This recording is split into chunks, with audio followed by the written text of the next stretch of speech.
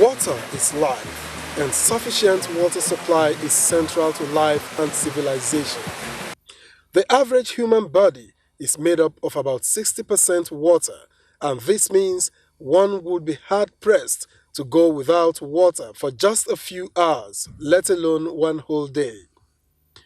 The global demand for water is said to have been increasing at a rate of about 1% per year over the past decades as a function of population growth, economic development, and changing consumption patterns, among other factors, and the projection is that it will continue to grow significantly over the foreseeable future.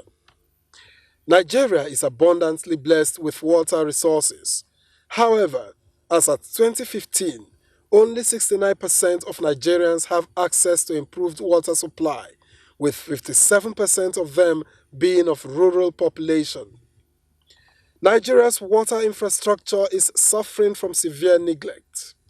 Water services cannot be delivered quickly enough to cope with the rapidly growing population. Rural areas in particular face a decline in services, and in urban areas, people are forced to buy water from private vendors, which most cannot afford. As a result, more than 63 million people live without access to safe water. For the records, the responsibility of water supply in Nigeria is shared between three tiers of government: federal, state, and local. While the federal government is in charge of water resources management, state governments have the primary responsibility for urban water supply through state water agencies, while local governments, together with communities, are responsible for rural water supply. There are also key challenges with respect to management of water facilities around the country. In many rural communities, water boreholes are abandoned and cannot be maintained over the lack of a preceding regime for the funding and maintenance of such water facilities. Data on characteristic patterns in hydrological and meteorological changes over time need to be monitored with utmost sense of duty. This is exceedingly important for efficient planning and service delivery. Ultimately, a recurring challenge is the unavailability of adequate and reliable data upon which planning, analysis, and water management can be based. Ensuring that everyone has access to sustainable water and sanitation services is a critical climate change mitigation strategy for the years ahead. How can the country sustain the availability of water and ensure that the nation is never in lack of such essential commodity? Guests on Good Morning Nigeria will provide answers shortly.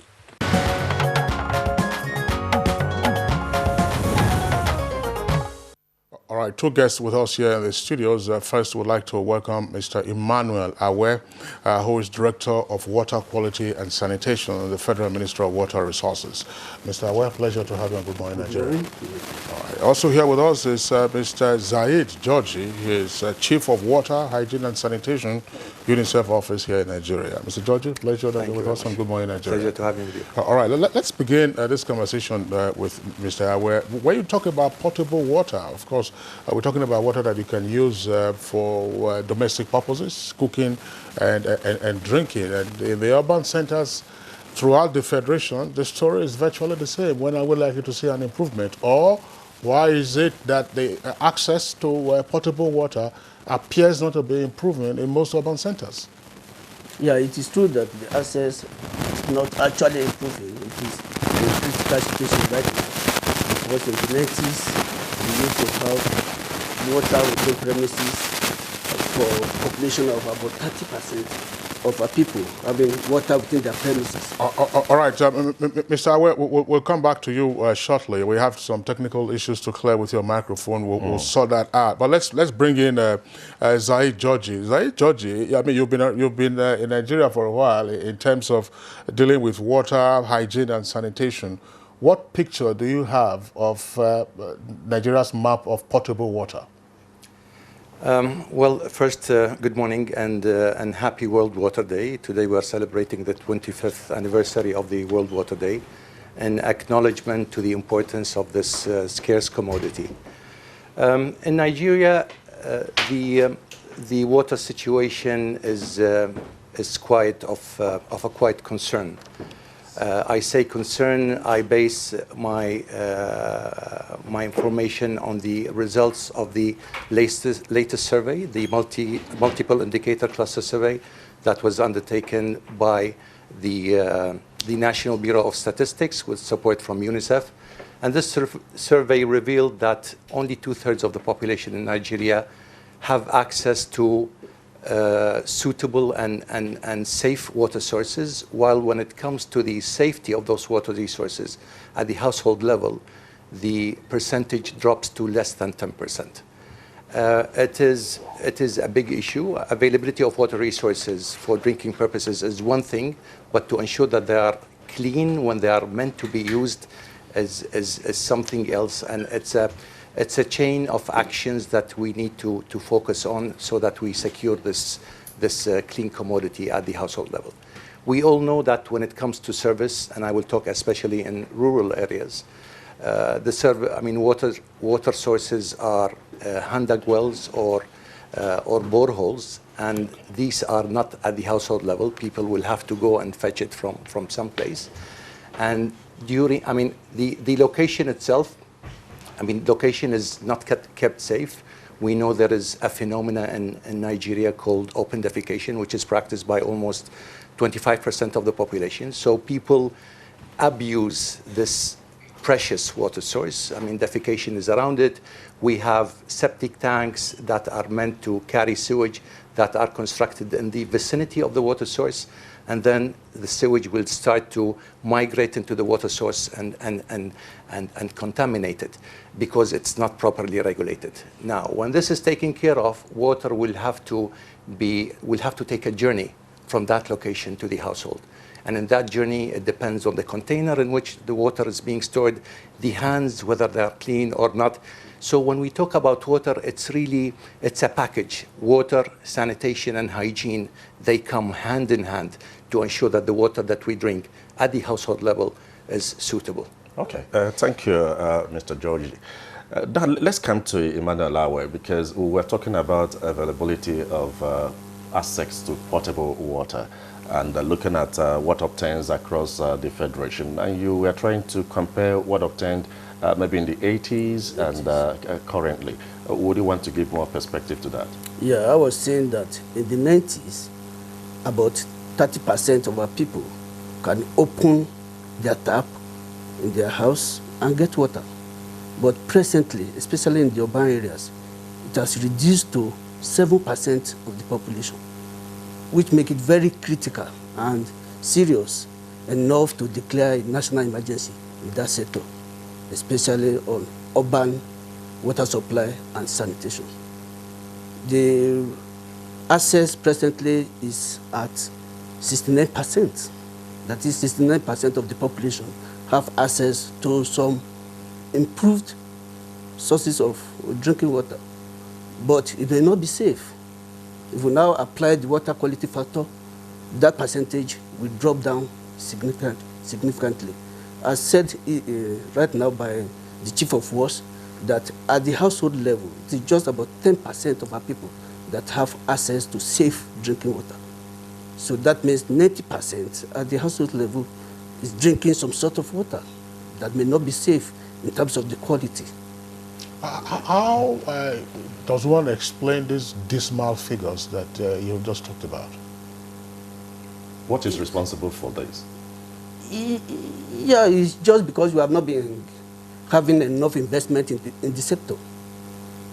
What it means is the population is increasing, but we are not putting enough resources to the sector. Well, of course, you recall there was an incident about 20 years ago. One of the military administrators was said to have purchased alum, for water treatment. That would have lasted several years, and still the state for which it was purchased didn't have access to all of this. But in terms of investment, what are we talking about in investing in public water supply? Okay. And whose responsibility is it? Yeah, I said we have the three types of government responsible for providing water supply in Nigeria. But at the federal level, we focus on bulk water, that is construction of dams. So, and at times the federal government, the federal ministry will go into even constructing treatment plants, water treatment plants. But the federal ministry doesn't manage these treatment plants. It is managed by the state. So the federal provides the bulk water and at times the treatment plant.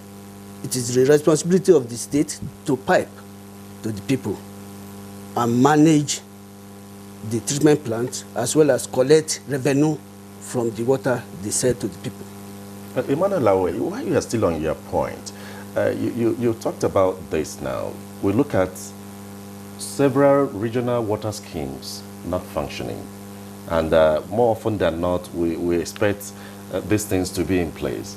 At what point do you think we got it wrong? Looking at the successes of the 60 to about 70, 80s, and currently, at what point would you say, giving you experience, because I know you've been in the system for quite some time, at what point do you think we got it wrong? In spite of all the efforts, all the policies and roadmaps on water that we've initiated over time by successive administrations? Yeah, it is difficult to just say exactly at the point we got it wrong, but right from the beginning, as I've said, we have not been investing enough into the sector. Population is growing. You know the rate of population increase in Nigeria, that's about 3%. And for cities, you find out that immediately you have the scheme and pipe to the people. We don't plan to expand.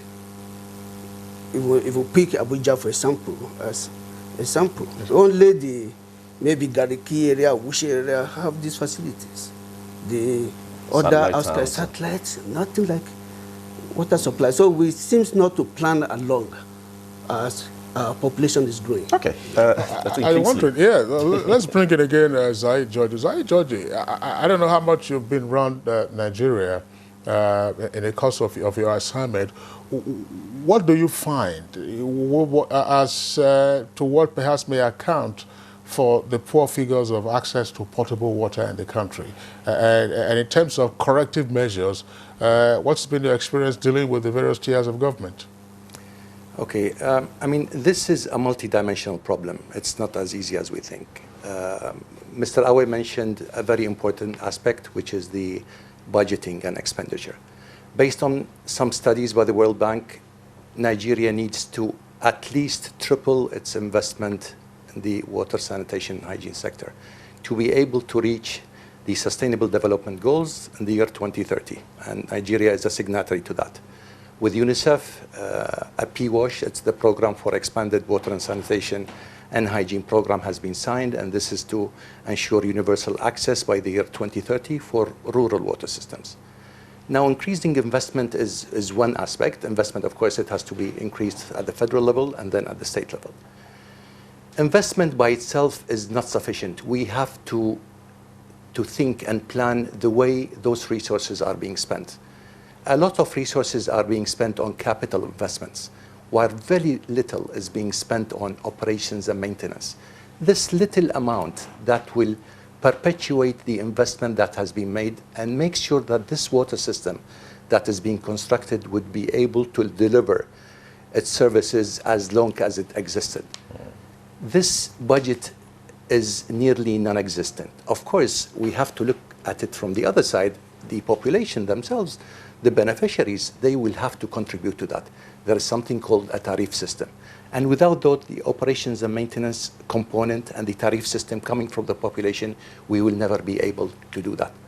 There's also some studies, 30% of water systems that are constructed in Nigeria, they stop functioning after the first year. Imagine what a loss of resources. And it's because, I mean, it's only because this element is not properly taken care of. Operations and maintenance for sustainability is key. The amount, when we think about the resources that are being utilized, it's minimal compared to the initial investment that has been made, but it keeps it alive. Now, one more thing. In urban water systems, though as UNICEF, we do not get involved in urban water systems, but I base this on my observations being here in the country for the past 1 year. The management of the urban systems is carried out by the authority themselves. Why we should burden the authority with such a heavy weight? Ideally, the authority should be there to regulate the system. Use the private sector. Private sector in Nigeria is so vibrant and so capable. Let them take care of that. Sign agreements with them. Agree on quality of service, on the timing of the service, the continuity of the service. A breakdown should be taken care of within, if it was simple, within X number of hours. A major one will be taken care of within X number of days. But use the capacities that are available in the country to make this happen. I mean, this is happening in Kenya, for example, another African country, okay, in the east of Africa. The water boards, they do not run the systems.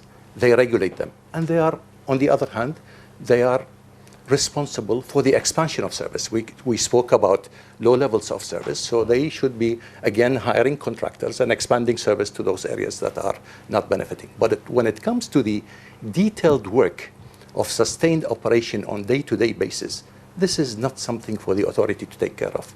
I mean, they don't have the resources to do it, and they are better placed to regulate and make sure that the services that people obtain are of the standards that they have set. So you're saying we require public-private partnership to really drive this? Public-private partnership is one setup that could definitely take care of that. Now, when we go to the rural areas are different. I mean, the systems are communal. I mean, the scale is quite small. With UNICEF, what we do, wherever we go to work, we make sure that we establish a so-called WashCom. It is Water, Sanitation, and Hygiene Committee, which is, I mean, it's composed of members from the community that are capable of leading that effort. And once the water system is complete, they take the responsibility. And then with that, I mean, there is a setup for local area mechanics, those who could undertake repairs, simple repairs. But again, here I emphasize, the community should play its role. Payment, contribution of a tariff, no matter how small it is. I mean, if we all think getting safe water to the household, how much that would save us in terms of medicine if we get sick, in terms of having to go to a hospital, in terms of if it was children, their absence from school, productivity of grown-ups, all of that. I mean, there has been some studies that say investment of $1 in wash will yield into $25 in benefits. This is something that we should be able to communicate to people and convince them that payment in that respect is very cost effective. Okay, let's get a perspective of Emmanuel Awe. We're celebrating World Water Day, and the theme is nature for water. And one is wondering, how can the people use nature to overcome the challenge posed by water or access to water? Okay, the theme is to talk about how we can apply natural methods to solve water challenges. And what are the challenges that What are the natural methods first, before we talk about the challenges? Okay, the natural methods are something like planting of trees, restoring the grassland, restoring forest, restoring wetlands, and connecting our rivers to floodplains, and then having vegetation along the water course. So these are natural means of saving enough water, recharging the underground water. If you plant more trees, you have enough storage for underground water. The recharge will be quicker, and then the water can be retained when you have such system. So, all right, Mr. Awe, thanks a lot. Incidentally, yesterday on the program, Clay, if you recall, yesterday was International Day of Forests, and we had with us here the Minister of Environment and other environmentalists discussing how Nigeria needs to reforest its landscape. But back again to some practical issues that Zaid Jurji has raised. According to him, we appear to invest more in capital projects and very little in operations and management, and therefore the capital projects have collapsed virtually 1 year after. The evidence is there throughout the country. Why is this so? Yeah, because as we are investing and it is actually going down, the population is increasing, you still need more investment. But what we are supposed to do is to place more emphasis in the area of operation and maintenance, because there is no point constructing borehole, handing them over to communities that may not even be able to operate some of the schemes. And by the time you hand over and they are not, people are not paying much to maintain the schemes, they will naturally break down. But So, he said within 1 year, about 30% of water projects carried out in communities collapse. yeah, I won't believe it is higher than that. But because I think the key thing, Mr. Awe, according to him, is that Jurji is here. Look, why is it that the ratio of investment in operations and maintenance or operations and management is so low? Why don't you invest more? Because as we know, our major challenge in this environment is maintenance culture. Yeah. So why aren't we in the budgeting process? You are a director, obviously, and then of course you are the ones that would normally will prepare your papers before they go upstairs to the National Assembly. Yeah, we you know, what we said earlier is that at the federal level, we have our role. At the state level, they operate the facilities. So at the community level, they equally build and operate their own facilities. So what this sector, the tiers of government are supposed to do is to lay more emphasis on operation and maintenance. So if you are able to maintain these schemes, then we are going to have more increased access in drinking water. Okay, Mr. Jurji, what kind of collaboration is UNICEF, having with Nigeria and other subnational government to redress the challenge of water or access to water in Nigeria? Okay, so let me take it back from the celebration of the World Water Day. I mean, here the celebration is meant for freshwater sources. I mean, it's not all the water. Freshwater sources is a scarce element. It's so precious. I mean, out of the waters that we have on our globe, only 6% are considered to be freshwater sources that could be used, that could use with relative ease for drinking water purposes. And more than 70% of this water is stuck in the northern hemisphere. It's in glaciers, it's in snow, and things like that. So what we have really is very little to deal with. Now, out of that, the water that we have, 70% would go to irrigation, 20% would go for industries, and the only tiny percent is used for drinking purposes. And on top of that, we mess this up. I mean, when we talk about nature and water, I mean, defecation around water sources would render it unsuitable for drinking. This is if we're talking about a water that is under the ground. For surface water bodies, again, I mean, anything that we do in the upstream will render the use of the water in the downstream unsuitable for drinking purposes. Now, what are we doing in that respect? And I mean, in relation to nature, UNICEF has been here in the country for more than 20 years now. I mean, we are in close collaboration with the Federal Ministry of Water Resources, and we work in the rural sector.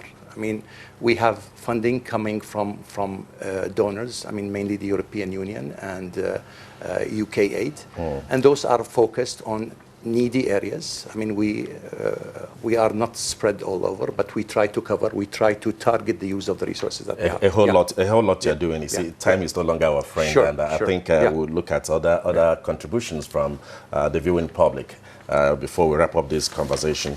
When we go to our Twitter handle, we have contributions from Nigerians, and Mike Anyankwo is saying we need to take adequate water on daily basis, but the concern is that people drink more soda or minerals than water.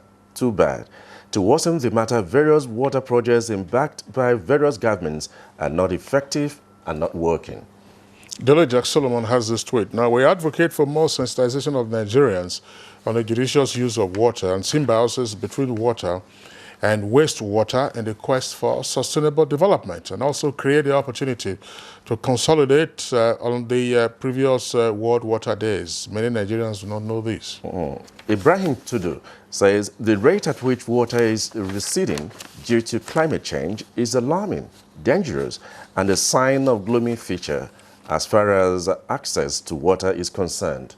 States must double their efforts to find a solution to the problem. Chris Simeon has this tweet. Now, today is World Water Day. It's a pity there's no water in my area, and this has been so for more than a month now. Many areas in Sokoto are experiencing water scarcity. Goroyo Dam is not fixed by the government. Akonde Temitokwe says water is susceptible to high growth of different range of disease causing microorganisms. Special techniques need to be put in place to inhibit or create a acidic effect on growth of these microorganisms.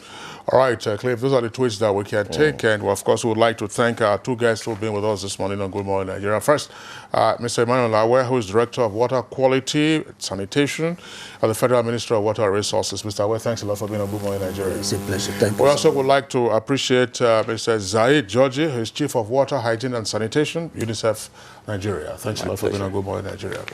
All right, so that does it for our two topics on Good Morning.